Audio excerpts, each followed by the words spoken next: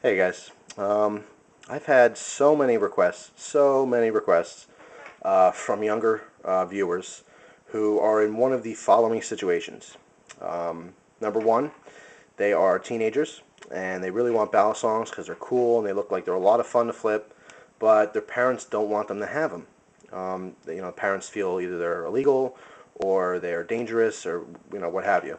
Um, Scenario number two is, okay, I'm a teenager, again, really want the Balisongs, and my parents will let me have them. However, I don't have any money. I can't afford a Benchmade Model 42, and it's just too much, and I'll never be able to get one. What can I get that's cheaper? What can I get for $50 or $60? Well, there's nothing, or in some cases, I only have $20 to spend. There's no real middle ground, and I talk about this in another one of my videos. There's no real, like, good, decent $60, $70 Balisong. They just don't exist. I mean, some of the Bear Balisongs, they get up to that price range, but they're no different in quality than the cheap ones. The only thing you're paying for extra is the materials. Like they have one ivory model or Damascus or whatever. But the actual construction itself is, identical. So my compromise to all you people in those situations is this specific Balisong. This is a Bear & Sons Trainer Balisong. This is recent to their collection. As far as I know, this only came out a couple months ago. Years ago, I had never seen them have a trainer, so this is just my assumption. I could be wrong.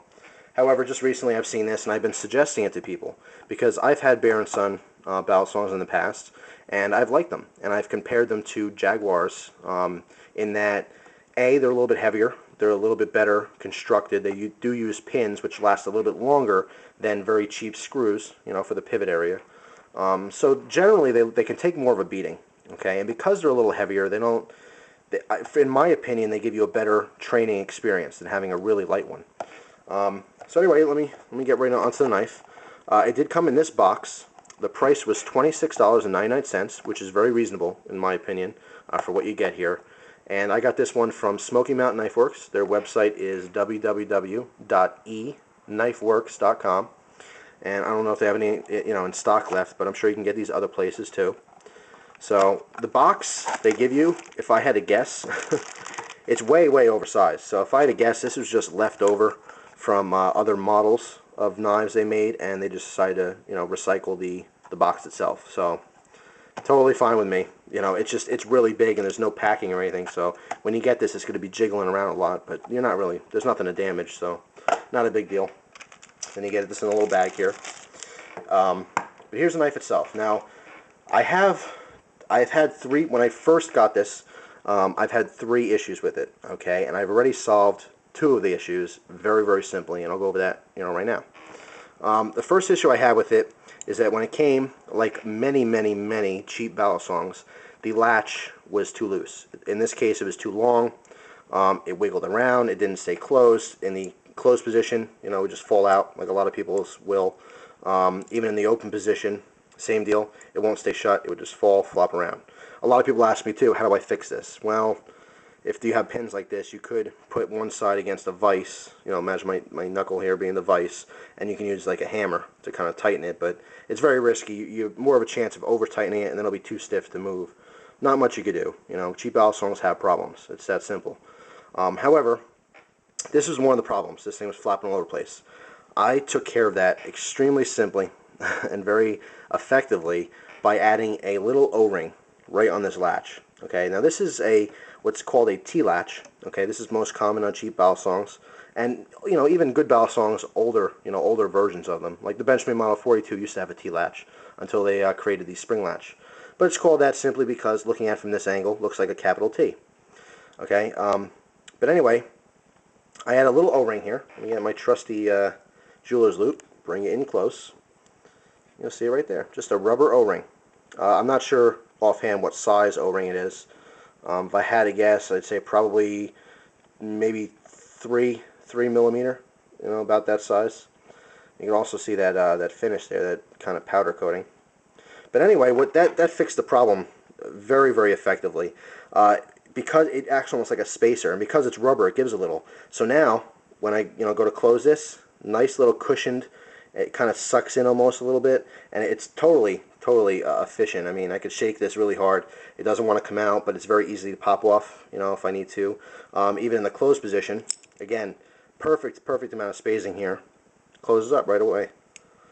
And now, with time, if for some reason this loosened up on me, I can always just add another O-ring to fill in the extra space that I've created from using it. So this is a perfect, very simple, cheap solution to that problem. The second problem I had was with a lot of cheap knives. Even though this is a trainer and I have no actual sharpened edge to damage here, when flipping, the blade comes in contact with the latch. Okay? And that's because there's no latch gate. Latch gate is simply a piece of metal that goes across here. You'll see it on the Benchmade Model 42 and other more expensive Balisongs. I took care of that with another O-ring, a larger O-ring to go around the handle here. Now, I went with one that's a little bit loose, so I'm probably going to replace this with something a little bit tighter. But depending on where you put this this O-ring around, it gives you a little latch gate. Okay, so even when flipping this around, you'll see that the latch won't go past where it's resting on the O-ring. So in this case, guess what? Blade never comes in contact with blade never comes in contact with the latch. For my purposes, it's not because I don't want to damage the edge, but when I'm flipping around, if this gets stuck all the way down, like if I push this down, if this gets stuck all the way down here, it doesn't want to close on me. It just makes for an awkward feeling. But anyway, as you see there, very simply, adjustable, works perfectly. So again, 2 O-rings solve 2 of my problems. My third problem, and it's not a huge problem, and it was expected, I already knew this, is that this is kind of a heavier Balisong. I'm actually going to weigh this right now for you. I have not weighed this previously, so I don't know what it weighs. But to give you a comparison, I believe the Benchmade Model 42 weighs 4.1 ounces, okay, which I feel is a perfect weight for Balisong. This one here weighs 5.52 ounces. Okay, so it does weigh more. It weighs, a little over an ounce more than the Benchmade Model 42. However, I feel that if you have to get a cheap knife, much better to get a heavier one than one that's too light. It's just my personal opinion as far as training. Eventually, if you go to a Benchmade Model 42, it's easier to go to a slightly lighter one than it is to go from light to heavy. But again, that's totally my own opinion on the matter. This does have a pin construction. It will last longer than screws. There's nothing to fall out. Eventually, with heavy use, these pins will get loose. Also, I want to mention, people always ask me, how much play should be in the handles? How much should these handles be able to move where it's loose enough to flip, but it's not too loose where it's going to fall apart? And I'll explain that right now. If you look at the back of these, okay, imagine this. I don't have anything to really point with, but see the inside of this handle? Oops, let me move my camera up just a little. See the inside of this handle? Imagine this piece to be a line, okay? If this is a line and the other side is also a line, you want your handles to move up so that these 2 lines meet. Okay, so the top of this handle on this side meets with the bottom of the handle on the other side. I don't know if I'm explaining that properly where it's not too confusing. But basically, just like that. That's as much play as you want. Any more than that, if this goes even higher or this goes lower when you push these opposite direction, that's too much play. This right here is perfect. Okay, same with the other direction. The bottom of this line with the top of this line should match up. That's the amount of blade play you want in these handles. That's perfect for flipping, but it's not too loose. Okay, so that'll give you an idea of what's reasonable and what's actually needed for a Balisong. Fit and finish on this is actually really nice. Like I said, it's like a powder coated. I don't know what kind of metal this is, but it's got a good feeling, good texture to it.